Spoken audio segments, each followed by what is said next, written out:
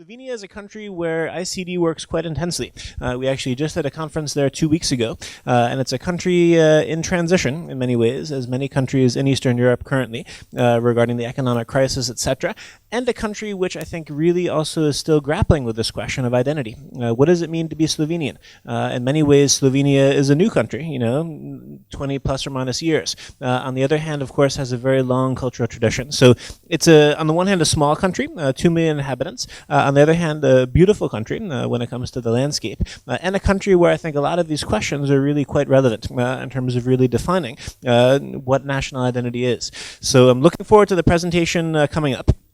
The next speaker is someone I'm also happy to say who's a good friend of myself, as well as the Institute, as well as an important partner, Marko Stucin. Marko is currently the first secretary at the Slovenian embassy here in Germany. He's also the president of the Diplomatisches Stammtisch, which is an initiative which actually brings diplomats together from the entire world here in Berlin. They meet usually 2 or 3 times a week. So again, he's really an example of someone who's working not only on behalf of Slovenia, but also amongst diplomats. If I could just ask for everyone's attention would be great too. Is the camera running? Or? Okay, PowerPoint. Oh, good. Okay, so my colleague will take care of the PowerPoint in the meantime, and I'd be grateful if we could have everyone's attention also for the next speaker. And before his time working for his first secretary here in Berlin, Mr. Stucin also was working as first secretary in Rome, at the Embassy of Slovenia in Italy, based in Rome. And another interesting part of his career worth mentioning is that when Slovenia held the presidency of the European Union, he was actually the chief coordinator of the European councils. So again, I would say a person with 2 identities. On the one hand, Slovenian, on the other hand, European, in his current role as first secretary, as well as his previous role working on behalf of Slovenia when Slovenia held the presidency of the European Union. The lecture topic that he has prepared is actually on my notes, so let me just grab that back from you for a second, which is a topic also I think fits in well today, as well as the conference as a whole. Multicultural challenges of small countries. Case study Slovenia. So ladies and gentlemen, please join me in a very, very warm welcome for Mr. Marko Stucin. Thank you. First, I would like to thank you to Mark Dornfried for not only for the invitation today, but for a wonderful cooperation we have with the Institute for Cultural Diplomacy. Not only that our embassy cooperates with the Institute, but also Slovenian government, and I'm looking forward to the new projects.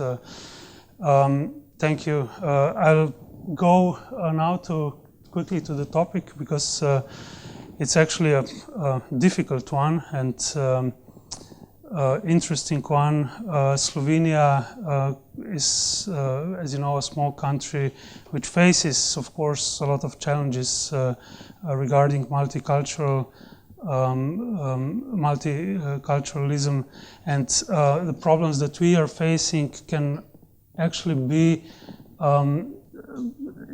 are relevant also for other small countries. Now I heard that there were 2 participants from Slovenia also in this conference, which are experts in the field of multiculturalism. So what I'm going to do, I'm not an expert in this field, I'm a diplomat of my country. So what I'm going to do, I'll briefly show you the political processes in Slovenia and how they do influence on the multicultural issues.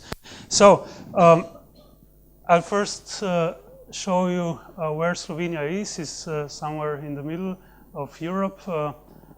It's a very small country. Mark already mentioned, with a population of approximately 2 million and with the area of 20,000 square kilometers.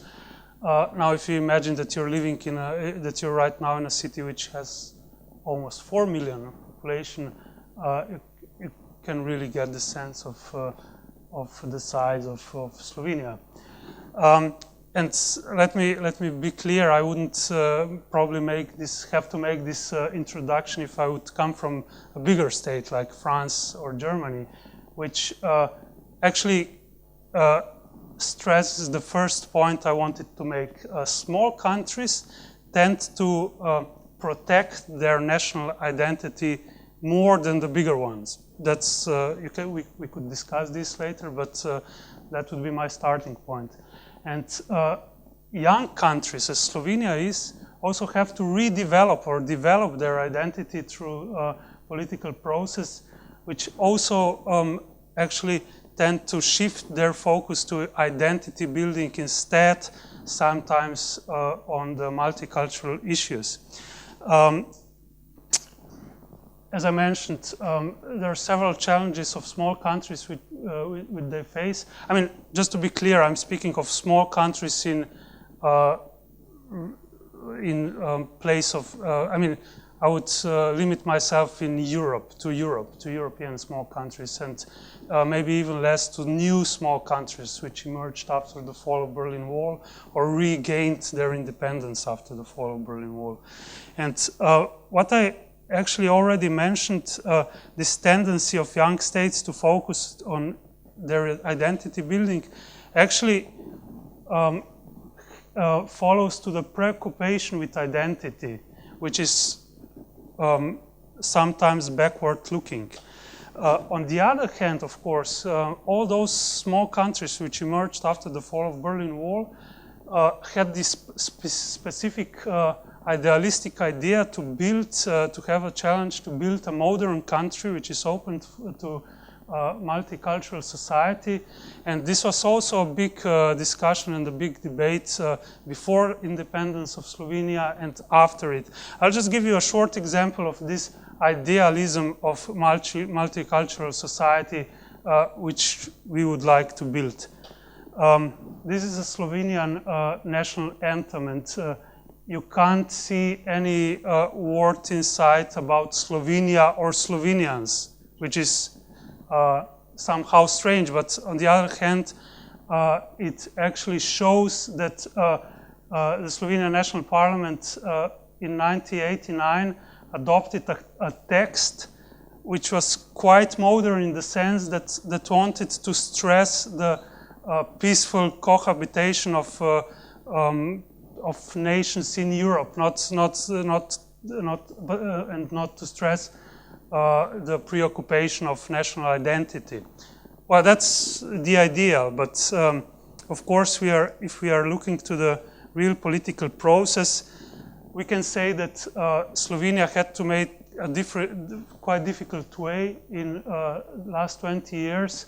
20 years are not much for a small country, and you have to imagine you have a small country which gained independence, was a federal state of Yugoslavia 21 years ago, and now in 20 years have to become an independent state and have to enter all important European integrations and all important other integrations. And not only this, I mean, we had to remake our economy from socialist to capitalist system. We have to shift our focus. We were, as I mentioned, part of Yugoslavia, which is a state in Western Balkan, to the Central European state. And we also changed the currency 3 times. We had Yugoslavian dinar, then changed it to Slovenian tolar, and then to euro. So this shift of identity also focused, as I mentioned, the political process. In 1991, we became an independent state, and our main political goal in those 16 years till 2007 was to integrate ourselves into European Union and integrate ourselves to the Eurozone. And you could imagine that that the small country which just gained its independence, for a small country, that's a difficult process where the country has to answer difficult questions like who we are, where we are going, where we belong, and so on. And I can say that this difficult process actually ended in 2007 with integration in Eurozone, as well as European Union and NATO before. I just wanted to, because this political process is not very visual, I wanted to give you also one small example of identity building through slogan and logo, which is nice for PowerPoint presentation because the colors are included. Now you have a Slovenian flag. It's white, blue, and red. And what I wanted to show you, that we needed 16 years to find out that Slovenia as a country is not a country of national Slovenians, but it's a country where also other people live, not only national Slovenians. And that's I think personally it's a nice example how we developed our slogan and logo. And remember those three colors, white, blue, and red. The first one in 1985, Slovenia, my land. So quite praising the ownership of land of national Slovenians. The first one was blue. I don't know if you see it, but there is blue text Slovenia. That's the middle color in the flag, with a green leaf, which develops interesting later on.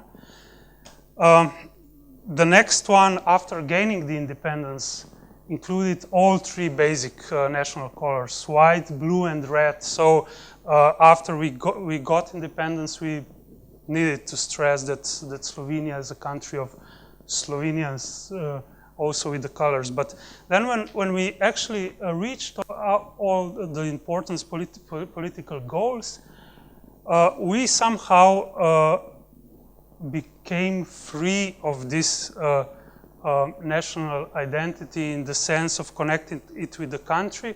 And in 2007, our actual logo looks like this. It's green completely, and there's no national colors anymore.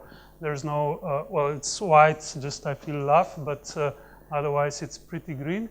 And personally, I think that's a good example how a country in its process of understanding itself as a modern multicultural country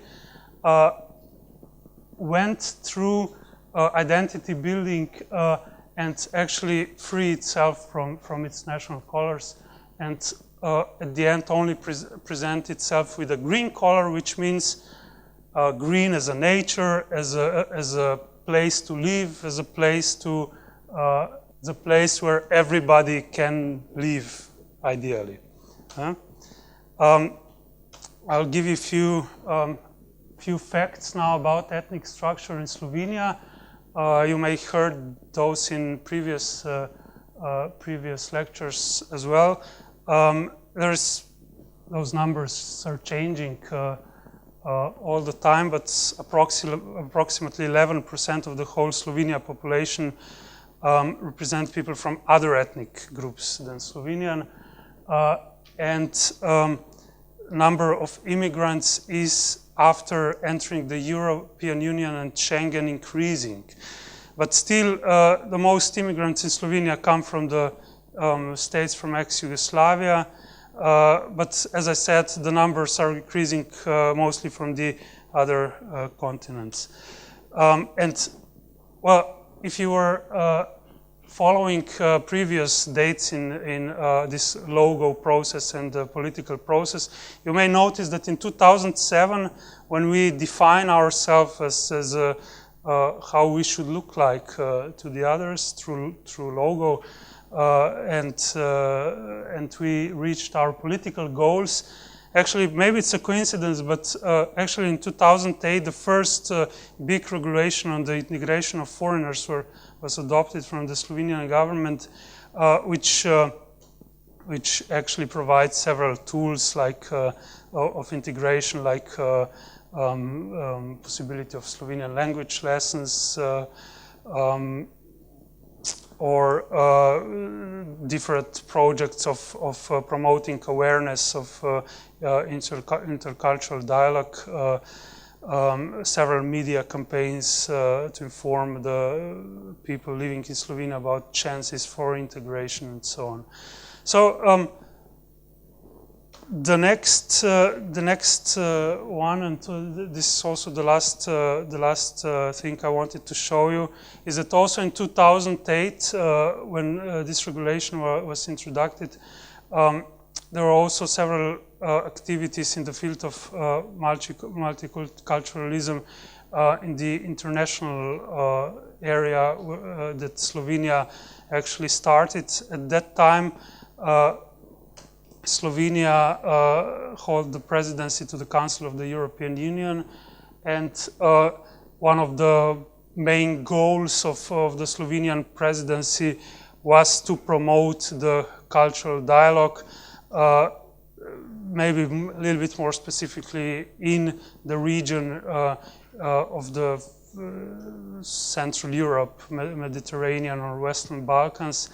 And of course, I see this connection, why that was also one of the Slovenian goals, main goals of the presidency, also with this process of growing of the Slovenian, of building the Slovenian identity.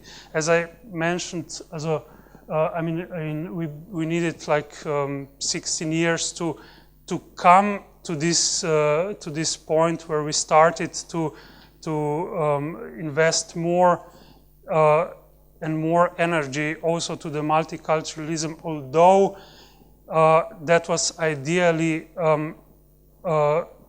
already the starting point, as I showed you in the text of the Slovenian anthem. So I would like to conclude, and maybe I would then open the floor for discussion if and somebody would have some questions. That when you're speaking about small Eastern European countries, which are usually also young or regained their independence, there are several, I mean, not everything is working perfectly in the sense of multiculturalism. But you have to have in mind that most of the big European countries went to the same processes of identity building several, like 200 years ago. In the few just take in account the 19th century and ideas of national state which developed in that time. We didn't have the chance to go through the same projects on the political level. So when you're speaking about multicultural problems in small countries, you have to have this in mind. You simply have to know that countries themselves want to be active in this regard, want to adopt policies, but they have to develop them, and they have to grow as a country in a political sense to come to the point where more focus is in this, on these topics. So that was my short presentation, and as I said,